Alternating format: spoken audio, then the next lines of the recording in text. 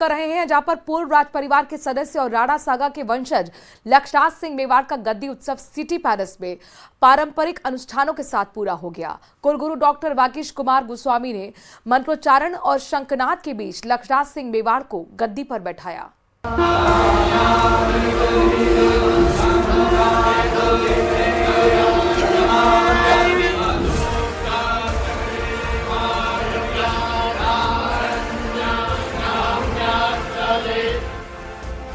लक्षराज सिंह ने संभाली पिता की विरासत। राज तिलक समारोह में हर क्षेत्र के दिग्गजों की रही शिरकत। लक्षराज ने कृतज्ञ कंठ से जताया आभार। अपेक्षाओं पर खरा उतरने का रहेगा प्रयास।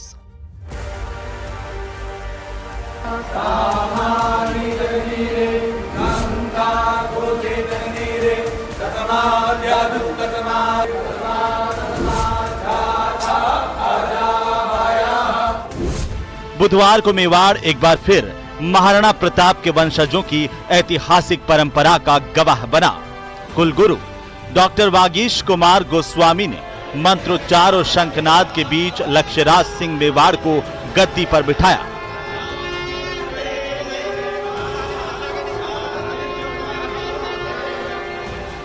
कि मेवाड़ की इस भक्ति एवं शक्ति की साधना स्थली ऐसे उदयपुर में 77वें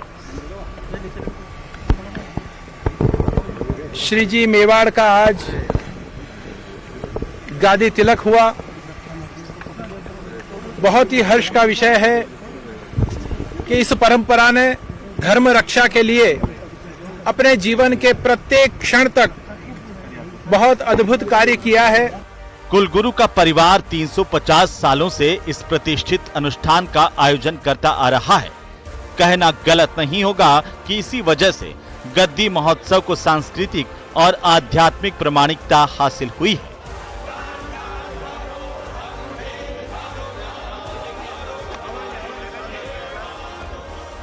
से देखा हुआ है और लक्षराज सिंह जी को भी बहुत नजदीक से देखा हुआ है। मुझे लगता है कि सभी से विशेष गुण लक्षराज सिंह जी में दिख रहे हैं और मुझे लग रहा है कि मेवाड़ की भूमि को जिस व्यक्ति की आवश्यकता है वो आज इस मेवाड़ की भूमि में बहुत अच्छी तरीके से, बहुत सौम्य तरीके से, बहुत भावपूर्ण तरीके से आज उनका राज तिलक हुआ है। यही मेवाड़ का सबसे बड़ा गौरव है। मेरे लिए बड़े सौभाग्य की बात है कि गुरुदेव ने यहाँ पधार कर परंपरा का जो है वो निर्वाह किया। मैं जो है उनके चरणों के अंदर पुनः जो है वो वंदन करता हूँ। मुझे योग्य समझा, मुझे ये आशीष और आशीर्वाद दिया। मैं उम्मीद करता हूँ कि जो आपके मन में, दिल में जो मेरे प्रति जो सोच है उसके ऊपर मैं एकलिंगनाथ की कृपा से, द्वारकाधीश की कृपा से, मेरे गुरु की कृपा से उसके ऊपर मैं खरा उतरूं। उदयपुर के सिटी पैलेस में आज गद्दी महोत्सव का भव्य आयोजन हुआ। एक परंपरा के तहत दिवंगत अरविंद सिंह मेवाड़ की जो विरासत है वो लक्षराज सिंह मेवाड़ को गद्दी उत्सव के मार्फत सौंपी गई और मेवाड़ राज परिवार के कुलगुरु कांकरोली के गोस्वामी डॉक्टर वागीश कुमार गोस्वामी द्वारा लक्षराज सिंह मेवाड़ को हाथ पकड़कर गद्दी पर बिठाया गया और एक महत्वपूर्ण जिम्मेदारी श्री जी हजूर की लक्षराज सिंह मेवाड़ को दी गई। इस समय भी आप देखिए कि सिटी पैलेस के अंदर जो परंपराएं हैं उनका निर्वहन लगातार किया जा रहा है। अश्व पूजन किया जा रहा है। सुबह से जो गद्दी उत्सव की जो परंपरा है उनका निर्वहन किया जा रहा था। सबसे पहले लक्षराज सिंह मेवाड़ द्वारा पूजन की शुरुआत कराई गई, हवन की शुरुआत कराई गई और उसके बाद में शाही लवाजमे के साथ हुए का जो गद्दी उत्सव का जो कार्यक्रम था वहां पहुंचे, जहां लक्षराज सिंह मेवाड़ ने हवन में पूर्णाहुति दी और उसके बाद में जो पंडितों की जो टीम थी, विधि विधान के साथ में पंडितों का दल था, उन्होंने पूजन करते हुए जो गद्दी उत्सव की जो परंपरा है उनको पूरा कराया। और गद्दी उत्सव और शाही अनुष्ठान राज तिलक समारोह का मुख्य आकर्षण रहे, जिनमें पारंपरिक राजसी वेशभूषा, शाही घोड़े और सजे धजे हाथियों का अद्भुत नजारा देखने को मिला। गद्दी उत्सव की रस्म के बाद दोपहर को 3:15 पर नौपत्ती यानी कि अश्व पूजन किया गया। शाम को लक्षराज सिंह ने एकलिंगनाथ जी के दर्शन किए। एकलिंगनाथ जी के दर्शन करने के बाद हाथीपोल द्वार का पूजन किया। ये परंपरा का निर्वहन किया गया। इसके अलावा अश्व पूजन, एकलिंग जी के दर्शन और रंग पलटाई की जो दस्तूर हैं वो भी सिटी पैलेस में जो उनका जो आयोजन है वो लगातार चल रहा है। तो एक पुरानी सारी परंपराओं का निर्वहन करते हुए जो ये गद्दी उत्सव जो है वो सिटी पैलेस में आयोजित किया गया और इसमें कई जो संत हैं, सर्व समाज के जो संत हैं वो इस गद्दी उत्सव के दौरान मौजूद रहे और विधि विधान के साथ में लक्षराज सिंह मेवाड़ को अरविंद सिंह मेवाड़ की विरासत सौंपी गई। आपको बताते चले कि मेवाड़ की ऐतिहासिक परंपराओं में एकलिंग नाथ जी के दीवान की उपाधि का विशेष महत्व है। यह परंपरा बप्पा रावल के समय से चली आ रही है, जिसमें मेवाड़ का राजा भगवान शिव के स्वरूप श्री एकलिंग नाथ जी को माना जाता है और महाराणा स्वयं को राज्य का दीवान मानते हुए शासन करते थे। मेवाड़ में गद्दी उत्सव केवल एक शाही आयोजन नहीं बल्कि धार्मिक आस्था और सांस्कृतिक विरासत का प्रतीक भी है।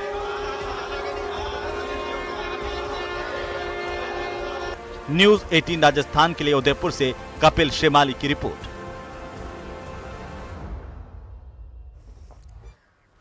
खबरों में आगे बढ़ते हैं। बीकानेर से बड़ी खबर लेते हैं। बीचवाला में 1 करोड़ 45 लाख की लूट इंदिरा कॉलोनी के पास गंगा नगर रोड पर हुई है और व्यापारी रावतार सारस्वत की ये राशि बताई जा रही है।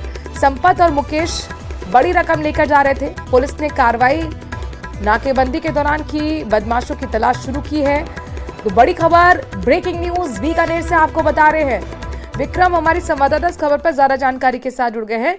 विक्रम, बिचवाला में 1 करोड़ 45 लाख की लूट इंदिरा कॉलोनी के पास, क्या अपडेट?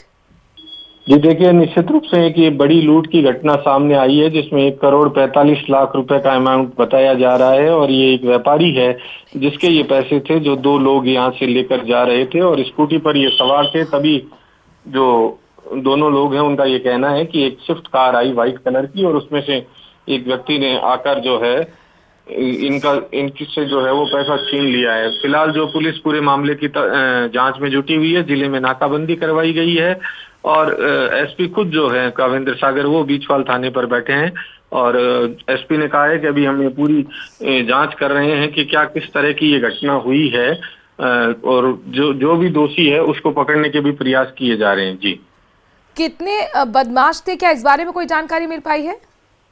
देखिए, अभी पुलिस जो जांच में जुटी हुई है क्योंकि जो अभी तक की जो जानकारी आई है उसमें ये स्विफ्ट गाड़ी में सवार लोग आए थे और उन्होंने ये घटना की है। क्योंकि जब घटना हुई है उसके बाद पुलिस को ये पता लगा है। पुलिस अभी जो है सीसीटीवी फुटेज भी निकलवाने का प्रयास कर रही है और उससे ये जानकारी जुटाने का प्रयास किया जा रहा है कि कितने लोग थे और जो लोग हैं। अभी डेवलपमेंट अभी और होगा, नजर बनाए रखेगा। बहुत बहुत शुक्रिया विक्रम, तमाम जानकारी हम तक पहुंचाने के लिए। बड़ी लूट कही जा सकती है। बहरहाल खबरों में आगे बढ़ते हैं और बात बीजेपी की करते हैं, क्योंकि 6 अप्रैल को बीजेपी अपना स्थापना दिवस मनाने जा रही है। इसकी तैयारियां बीजेपी ने जोर शोर से शुरू भी कर दी हैं। स्थापना दिवस को देखते हुए बीजेपी घर घर जाकर लोगों से संपर्क करेगी और उनके घरों पर पार्टी का झंडा लगाएंगे। इसके लिए 7 दिवसीय कार्यक्रम भी आयोजित किए जाएंगे।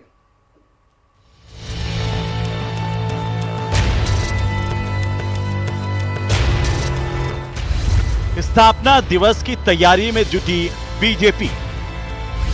6 अप्रैल को मनाया जाएगा स्थापना दिवस। घर घर जाकर लोगों से संपर्क करेगी बीजेपी।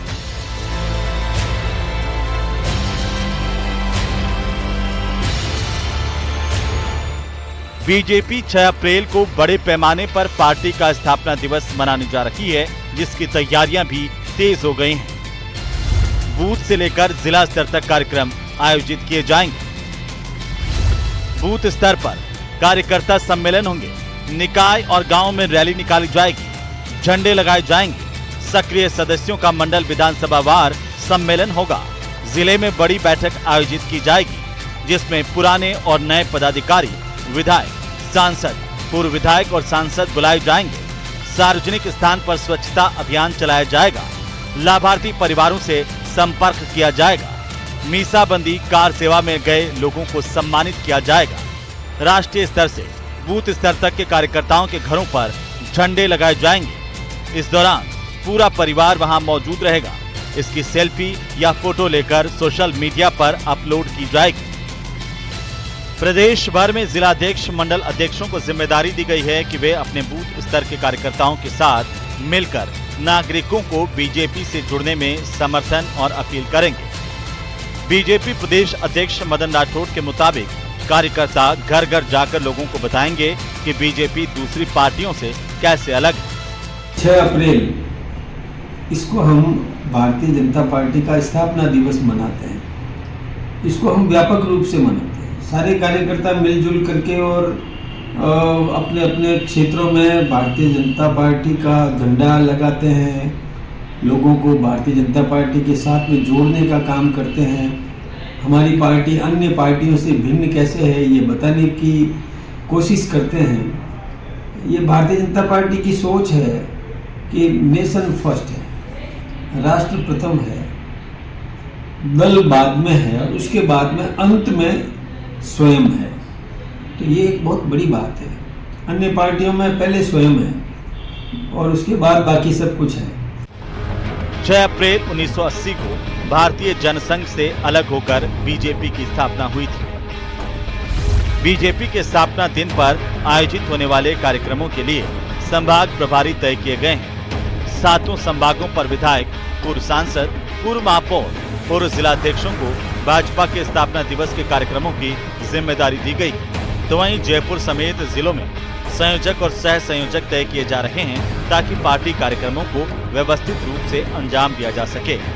वरिष्ठ नेता राजेंद्र गहलोत को जयपुर, पूर्व विधायक मोहनलाल गुप्ता को अजमेर, विधायक बाबा बालकनाथ को बीकानेर संभाग, हेमंत विजयवर्गीय को उदयपुर, सुखबीर जोनापुरिया को भरतपुर, दशरथ सिंह शेखावत को जोधपुर तथा रविंद्र श्रीमाली को कोटा की जिम्मेदारी दी गई है।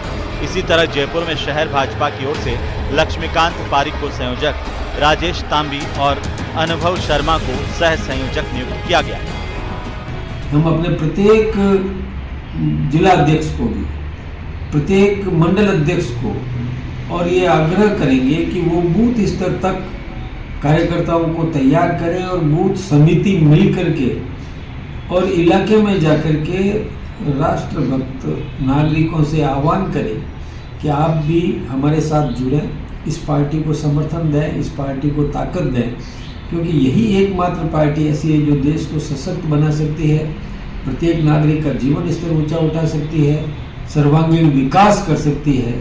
यदि विकास करेंगे तो सबका विकास होगा। स्थापना दिवस की तैयारियां जोरों पर है और बीजेपी भी मानती है कि वे कार्यकर्ताओं के सहारे फल फूल रही है और यही वजह है कि बूथ स्तर से लेकर जिला स्तर तक के कार्यक्रमों का आयोजन किया जा रहा है ताकि हर एक कार्यकर्ता पार्टी से सीधे जुड़ सके। जयपुर से न्यूज 18 राजस्थान के लिए सुधीर शर्मा की रिपोर्ट। पूर्व सीएम अशोक गहलोत ने सीकर में पुलिस पर हुए हमले के बाद बीजेपी सरकार को घेर लिया है। उन्होंने एक्स हैंडल पर लिखा, जब से राज्य में बीजेपी की सरकार आई है तब से पुलिस का इकबाल खत्म होता जा रहा है।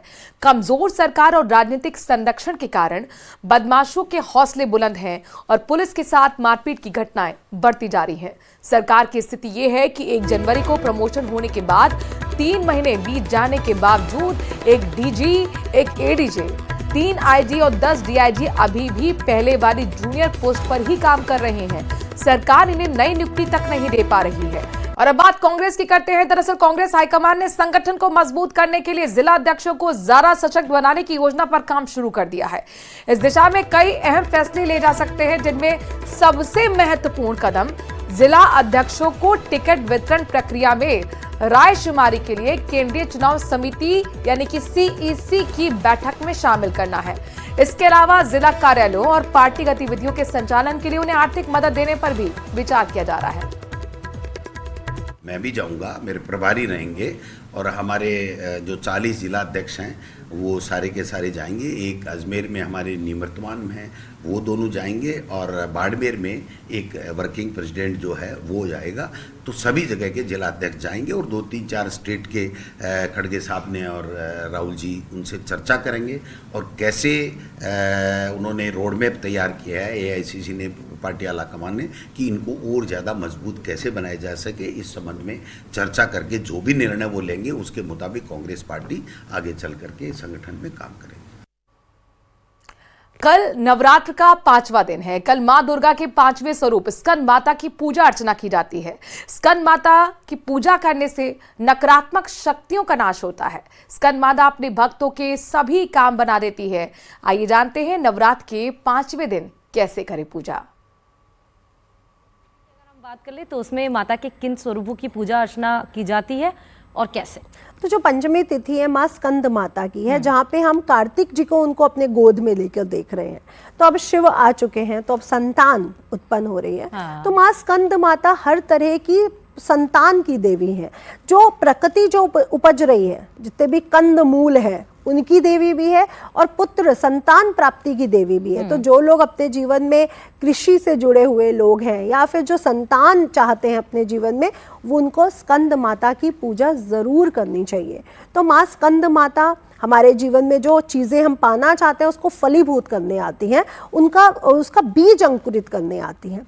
तो माँ स्कंद माता की पूजा संतान प्राप्ति के लिए, कृषि से जुड़े हुए लोगों के लिए, जिनके काम रुक रहे थे उनके लिए बहुत विशेष फलदायी है।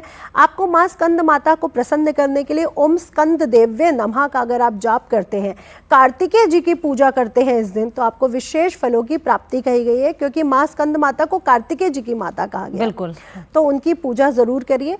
लाल रंग के पुष्प जरूर चढ़ाइए, लाल रंग की मिठाई जरूर खिलाइए उनको, तो आपको विशेष फलों की प्राप्ति होती है।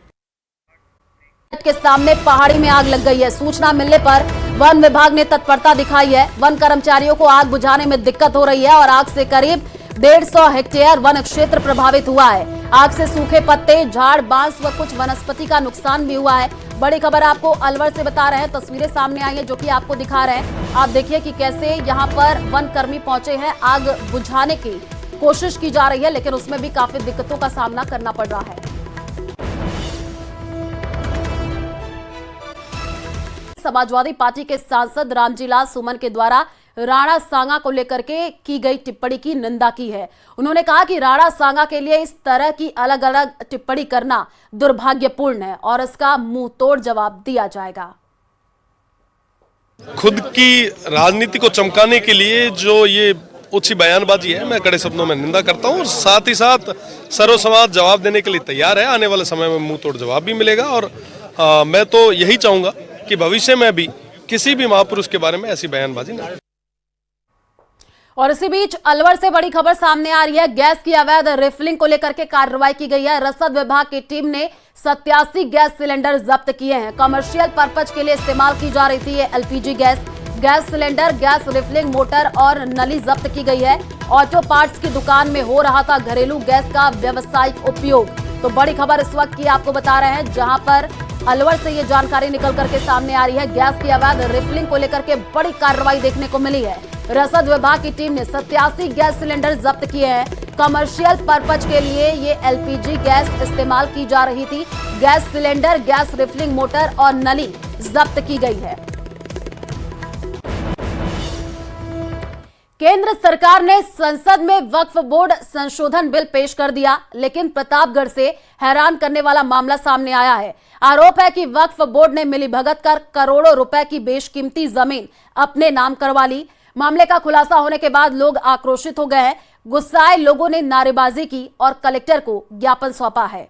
यह रिपोर्ट देखिए। प्रतापगढ़ से आया हैरान करने वाला मामला। करोड़ों की संपत्ति कैसे हुई वक्फ बोर्ड के नाम? गुस्साए लोगों ने लगाया मिलीभगत का आरोप। जिनकी जमीन उन्हें भी नहीं लगी, कानो कान खबर।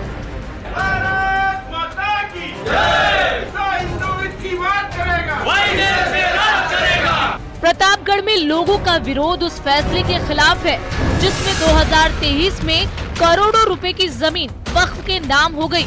आरोप है कि तत्कालीन कांग्रेस सरकार के शासन में ये सब हुआ। जिस जमीन को वक्फ बोर्ड के नाम किया गया उसमें नगर परिषद, आर्य समाज मंदिर, रीको समेत निजी खातेदारों की जमीन थी। जानकारी की माने तो आर्य समाज मंदिर ने कानूनी लड़ाई के बाद अपनी जमीन वापस पा ली, लेकिन दूसरी संस्थाओं की जमीन आज भी वक्फ बोर्ड के नाम दर्ज है, जिसका पता ना तो नगर परिषद के अधिकारियों को है और न ही रीको के अधिकारियों को। ऐसे में आवंटन की इस पूरी प्रक्रिया पर ही सवाल खड़े हो रहे हैं। देखो, जो कानून, ये प्रॉब्लम पूरे भारत में सब जगह आ रही थी, इसीलिए देश के प्रधानमंत्री मोदी जी कानून बना रहे हैं। आरोप है कि साल 2023 में कांग्रेस शासन के दौरान प्रदेश वक्फ बोर्ड के सर्वे आयुक्त द्वारा प्रतापगढ़ तहसीलदार को नगर परिषद की बेशकीमती जमीनें जो दरगाह मैदान, पीर बाग, पुराने कब्रिस्तान और बगवास स्थित दरगाह के पास हैं, उन जमीनों को वक्फ बोर्ड के नाम दर्ज कराने के निर्देश दिए गए। आरोप है कि तत्कालीन तहसीलदार द्वारा वक्फ बोर्ड से ही दिशा निर्देश मांगे गए, जबकि किसी दूसरे से सलाह नहीं ली गई, जिसके बाद ये जमीन वक्फ बोर्ड के नाम दर्ज हो गई और किसी को कानो कान खबर तक नहीं हुई।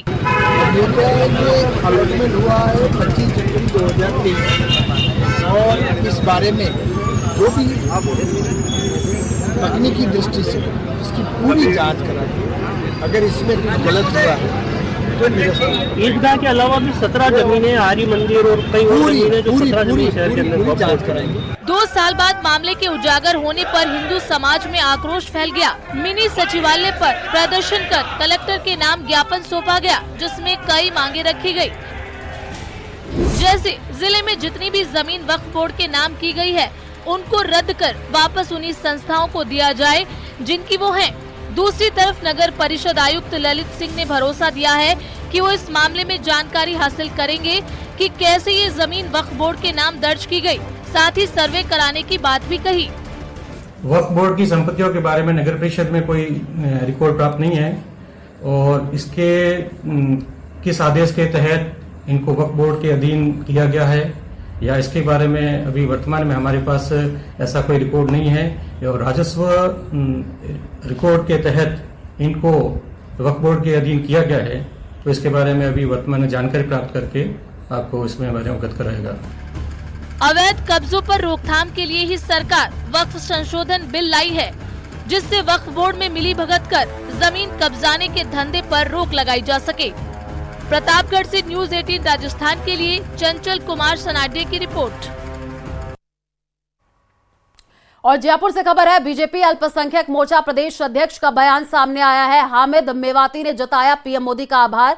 वक्फ संशोधन बिल की देश की आवाम को जरूरत थी। पीएम मोदी द्वारा ईद के मौके पर दी गई है सौगात और इस बिल के आने के बाद में अतिक्रमणकारियों से मिलेगी निजात। चिकित्सा शिक्षा समिति के महत्वपूर्ण मुद्दों पर काम किया जा सकेगा। तो बड़ी खबर आपको बता रहे हैं जयपुर से, जहां पर बीजेपी अल्पसंख्यक मोर्चा प्रदेश अध्यक्ष का ये बड़ा बयान सामने आया है। क्या कुछ उन्होंने कहा, सुनिए। अस्सलाम वालेकुम, मैं हमीद खान मेवाती, प्रदेश अध्यक्ष भाजपा अल्पसंख्यक मोर्चा राजस्थान। केंद्र सरकार द्वारा आज लोकसभा में जो वक्फ संशोधन बिल पेश किया गया है, उसके लिए मैं देश के आदरणीय प्रधानमंत्री जनाब नरेंद्र मोदी साहब का अस्सलाम वालेकुम, मैं हमीद खान मेवाती, प्रदेश अध्यक्ष भाजपा अल्पसंख्यक मोर्चा राजस्थान। केंद्र सरकार द्वारा आज लोकसभा में। और खबर जोधपुर से है, जहां राजस्थान हाई कोर्ट ने आसाराम की अंतरिम जमानत को आगे बढ़ाने वाले आवेदन पर फिलहाल राहत नहीं दी। हाई कोर्ट ने आसाराम के अधिवक्ता से अगली सुनवाई पर शपथ पत्र मांगा है कि क्या उन्होंने सुप्रीम कोर्ट की शर्तों का उल्लंघन किया।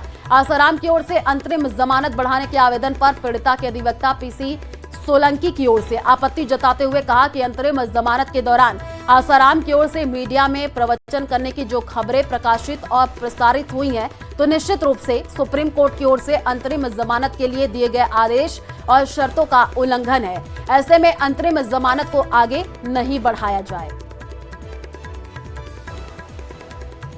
मैं संत आसाराम जी बापू की जो इंटरिम बेल मिली थी 14 जनवरी को, उसको आगे बढ़ाने के लिए हमने एप्लीकेशन लगाई थी। गुजरात हाई कोर्ट ने हमें 3 महीने की इंटरिम बेल हमारी बढ़ाई है और आज इस पर यहाँ जस्टिस दिनेश मेहता जी और अरविंद कुमार माथुर साहब की कोर्ट में सुनवाई हुई। कोर्ट ने कहा कि आप शपथ पत्र पेश कीजिए और अगली तारीख 7 अप्रैल की दी है। राजसमंद के खमनोर में एक लोकार्पण कार्यक्रम में एक बीजेपी कार्यकर्ता का दर्द छलका है। कार्यकर्ता ने विधायक के सामने खमनोर से अस्पताल दूसरी जगह शिफ्ट किए जाने पर जम करके खरी खोटी सुनाई है। उसने कहा, विधायक जी आप अपने जूते हमारे सिर रख देना। हॉस्पिटल मोलेला चला गया, खमनोर हॉस्पिटल पर ताले लटके हैं। दुख नहीं है, हमें दुख इस बात का है कि खमनोर की जनता ने हमारा वीडियो बनाया है और हमने खुद वीडियो हमारे पास मौजूद है। हमने जनता से ये वादा किया कि खमनोर का हॉस्पिटल बाहर नहीं जाएगा विधायक महोदय जी, आपके जूते और मेरे माथे रख देना, आप मारा रहे हैं कोई बात नहीं, पर ये लोगों की बातें सुन सुनकर हमारे कान भर चुके हैं। ये अस्पताल यहाँ से खमनौर से मोलेरा चला गया, कोई बात नहीं, पर खमनौर में ताले क्यों लटके हुए हैं? यहाँ की महिलाएं रात को हॉस्पिटल नहीं जा पाती है, सारे रास्ते में अंधेरा है और बुजुर्ग महिलाएं हॉस्पिटल नहीं जाती है। क्या मैं सही कह रहा हूँ? गलत? खमनौर की जनता हाथ ऊपर उठाकर बताए। लोकसभा में वक्फ संशोधन विधेयक पेश हुआ। इस मामले में राजस्थान की डिप्टी सीएम दिया कुमारी ने दौसा में बयान देते हुए कहा कि पूरी तरह परीक्षण करने के बाद वक्फ संशोधन विधेयक पेश किया गया है। उन्होंने कहा कि देश में कई ऐसे कानून हैं जिन्हें लंबे समय से चले आ रहे हैं, उनमें परिवर्तन की आवश्यकता है। निश्चित रूप से पूरी तरह से उसको एग्जामिन करने के बाद पेश हुआ है और बिल्कुल हुआ है पूरी तरह से। कुछ कानून है जो बहुत समय से चले आ रहे हैं, उन पे परिवर्तन करने की बहुत आवश्यकता है, जो हमारी सरकार करती आई है पहले भी, इस बार भी करने की आवश्यकता है।